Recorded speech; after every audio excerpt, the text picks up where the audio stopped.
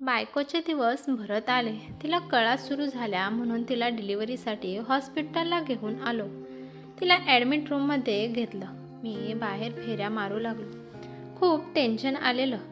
सर्व ठीक तर होईल ना? तसं हे हॉस्पिटल फार मोठं आहे. बाहेर फेऱ्या मारता मारता बाजूच्या रूममधून एक पेशंट स्ट्रेचरवर बाहेर आणताना दिसलं. डोक्याला पूर्ण बँडेज केलेलं आहे. नक्की काहीतरी मेजर ऑपरेशन झालेलं दिसतंय. मी मनातच म्हणालो, ऑर्डर बाय. माझ्याजवळून स्ट्रेचर घेऊन जाताना मला पेशंटचा चेहरा थोडासा दिसला. तीच होती का ही? मीच माझ्या मनाला प्रश्न विचारत होतो. छे, ती नसेलही. ती तर लग्न करून दुबईला गेलेली ना, मग इथे कशी असेल? माझ्या मनाचं आणि मेंदूचं भांडण सुरू झालं. मन बोलत होते ते बुद्धीला पटेना. बुद्धीचा विचार मनाला पटेना. मन काही थाऱ्यावर नव्हतं. जाऊया का बघायला? पण कसं वाटेल ते? तिच्या जवळचे नातेवाईक काय म्हणतील? कोण काय विचार करील? जाऊ दे, जातोच. परत एकदा स्वतःच्या डोळ्याने खात्री करतोच. मोठी हिंमत एकवटून तिच्या रूममध्ये गेलो. तिची आत्या रूमच्या बाजूला बसली होती. म्हणजे तीच आहे ही. तिला आई वडील नव्हते. एका अपघातात गेले आणि तिला तिची आत्या सांभाळत होती. पण ही या अवस्थेत कशी काय? ती माझ्यासोबत कितीही वाईट वागली तरी हे वेडेमन तिला ह्या अवस्थेत बघू शकत नव्हतं. काहीही झालं तरी माझं पहिलं प्रेम आहे ती. जीवापाड प्रेम केलेलं मी तिच्यावर. म्हणजे अजूनही मनाच्या एका कोपऱ्यात तिचं प्रेम अजूनही जपून ठेवलंय मी. लग्न केल्यावर बायको आल्यानंतर तिच्यावरचं प्रेम मी माझ्या मनाच्या एका कोपऱ्यात ठेवलेलं होतं. बायकोवर अन्याय नको व्हायला. बायकोचाही अधिकार आहे माझं प्रेम मिळवण्याचा. बस ठरवलं मग.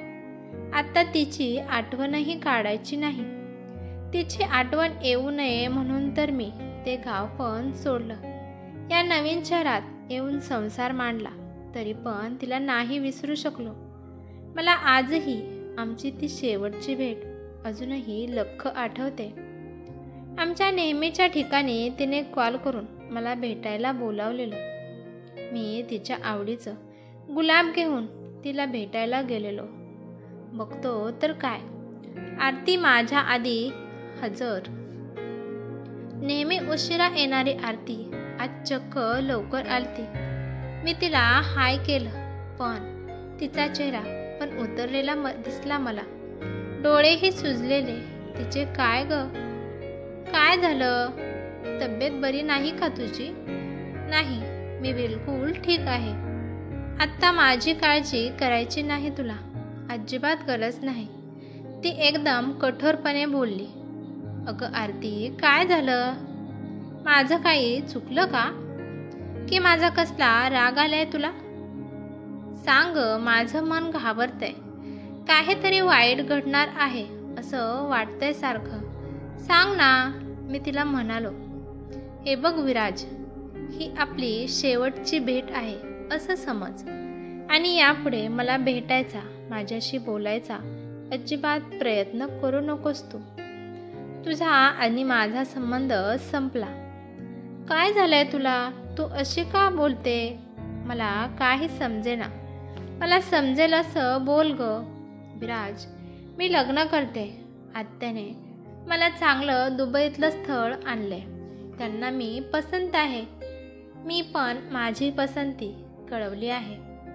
15 दिवसात आमचं लग्न होऊन मी दुबईला निघून जाणार आहे कायमची. तेव्हा आता तू मला विसरून जा. यातच आपलं भलं आहे. हे ऐकून माझ्या तर पायाखालची जमीनच सरकली. कुणीतरी माझा जीव काढून नेतंय असं वाटलं मला. नको ग आरती, नको अशी मस्करी करूस. तुला माहिती आहे ना, मी हे नाही सहन करू शकत. विराज, मी बोललेले एक ना एक शब्द खरा आहे. आपण एकत्र न येणं हेच आपलं भविष्य आहे. तू सावर स्वतःला आणि सत्य स्वीकार कर. अगं कसं असं कसं बोलू शकतेस तू? तुझ्या आत्याला तर आपलं नातं मान्य होतं ना, मग अचानक असं काय झालं की त्यांनी दुसरं स्थळ आणलं? अरे विराज, प्रेम आणि इतर आशा नसतात. पैशाने प्रेम विकत घेता येतं. आजच्या काळात पैसा खूप महत्त्वाचा आहे. आत्याने पण मला खूप विचार केला आणि मलाही तो विचार पटलाय. तू अजून सेटल नाहीस. कधी सेटल होशील माहीत नाही. मला अशी लाईफ नाही जगायची. मला पैसा पाहिजे आणि तुझ्यासोबत राहून माझी स्वप्ने कधीच पूर्ण होणार नाहीत. तेव्हा आपण वेगळं झालेलंच योग्य ठरेल आपल्यासाठी. मी किती समजवायचा प्रयत्न केला पण आरती ऐकली नाही. ती तिच्या निर्णयावर ठाम होती. शेवटी ती निघून गेली. मागे वळून एकदाही बघितलं नाही तिने. एवढ्या वर्षांचं प्रेम कशी काय एका क्षणात विसरून गेलीस आरती? तू ती आरती नाहीसच जिच्यावर मी प्रेम केलं होतं. त्यानंतर देखील मी तुला संपर्क करायचा किती प्रयत्न केला, पण तू मला सगळीकडे ब्लॉक केलेलंस. तुझ्या घरी पण गेलो होतो, पण तुमच्या शेजाऱ्यांनी सांगितलं की तुम्ही दुबईला निघून गेलात. किती सहजपणे तू मला विसरलीस ग. पण मी अजूनही तुला विसरू शकलो नाही. आरतीच्या आत्याची आणि माझी नजरानजर झाली. अरे विराज, कसा आहेस? आणि तू इथे कसा काय? आरतीच्या आत्याने मला विचारलं. मी सगळं खरं सांगितलं की बायकोला डिलिव्हरीला घेऊन आलोय. अरे वा, खूप छान वाटलं ऐकून. तू आयुष्यात तिथेच न थांबता पुढे गेलास. आत्या म्हणाली. आरती इथे कशी आणि या अवस्थेत कशी काय? मी विचारले. तू पुढे गेलायस आयुष्यात. आता तुला खरं खरं सांगायला काहीच हरकत नाही. आरतीचं लग्न झालंच नव्हतं. तिला तर ब्लड कॅन्सर झालेला. तिच्या ट्रीटमेंटसाठी आम्ही परदेशात गेलतो. तिच्या हातात फार फार तर 5 वर्ष आयुष्य होतं आणि तिला तुझं आयुष्य तिच्यामुळे खराब करायचं नव्हतं. त्यामुळे तिने ते लग्नाचं नाटक केलं जेणेकरून तू तिचा राग करावा. आयुष्यात तिच्यासाठी न थांबता पुढे जावं हे तिने जाणून होती की तुला जर खरं समजलं तर तू काहीही विचार न करता तिची साथ देशील. तिला तुला खुश बघायचं होतं. तुझी खुशी तिच्यासोबत राहण्यात नव्हती तर तिच्यापासून दूर जाण्यात होती. कुणी ठरवलं हे की मी तिला सोडून खुश राहिलो असतो? आत्या, ती तर माझा जीव होती. हो, मग कुणी आपल्याला जीवाशिवाय कसं काय जगू शकतो? खूप वाईट वागली आरती माझ्यासोबत. माझं प्रेम कळत होतं तर माझं मन का नाही कळलं तिला? विराज रडायला लागला. अरे विराज, कदाचित नियतीच्या मनात हेच होतं. म्हणूनच नियतीने आज तिला तुझ्यापुढे अशा अवस्थेत आणून उभं केलंय. कदाचित नियतीनेच ही तुमची शेवटची भेट नियोजित केली आहे. बाळा, आरतीच्या हातात खूप वेळ कमी आहे रे. आत्या आरतीला शुद्ध येते. मला तिला भेटायचंय. तिला जाब विचारायचं आहे. का असं एकतर्फी निर्णय घेतलास? मी जातो तिच्याकडे. आरतीने डोळे उघडले. डोळे कमजोर झालेत तिचे, तरी पण मला बघून तिच्या चेहऱ्यावर हास्य फुललंय. तिला बोलायला देखील किती त्रास होतोय. आरती, विराज, नको बोलूस आरती, त्रास होईल तुला. मला सांगितलं आत्यांनी सर्व. तू खूप निस्वार्थी प्रेम केलंस ग. मीच तुला ओळखू शकलो नाही ग. तू सांगितलं आणि मी लगेच विश्वास ठेवला. मीच कमी पडलो ग तुला ओळखायला. माझी आरती, मला दुखावण्याचा स्वप्नातही विचार करणार नाही. माझीच खूप मोठी चूक झाली. आत्या, आरतीला काय होतंय? डॉक्टरला बोलवा. तिचा श्वास अडकतोय.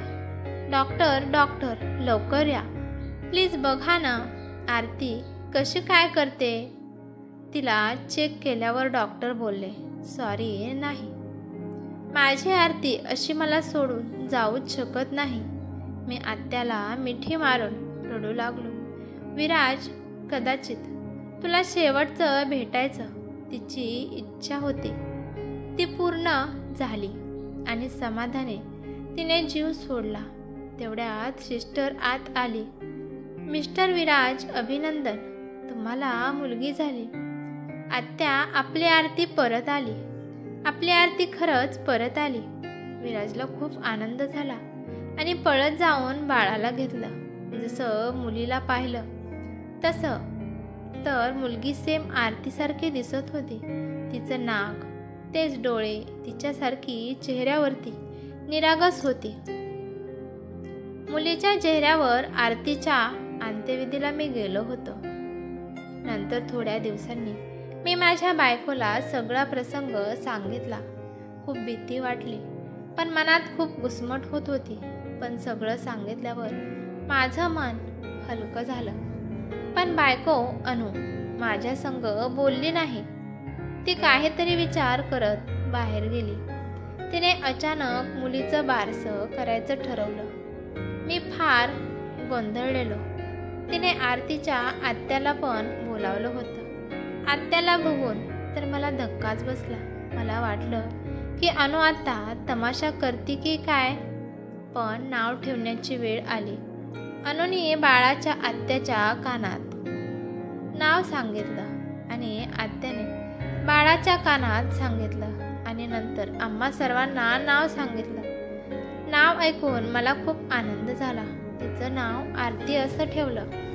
मी पळत जाऊन अनुला मिठी मारली आणि तिला उचलून घेतलं. अनु विराजला म्हणाली की विराज, आरतीमुळेच मला इतका चांगला नवरा मिळाला. नंतर आरतीला दोघांनी खूप प्रेमाने वाढवले. ही कथा कशी वाटली ते मला कमेंट करून नक्की सांगा. कथा आवडली तर लाईक शेअर नक्की करा आणि चॅनलवरती नवीन असाल तर चॅनलला सबस्क्राईब करा. धन्यवाद.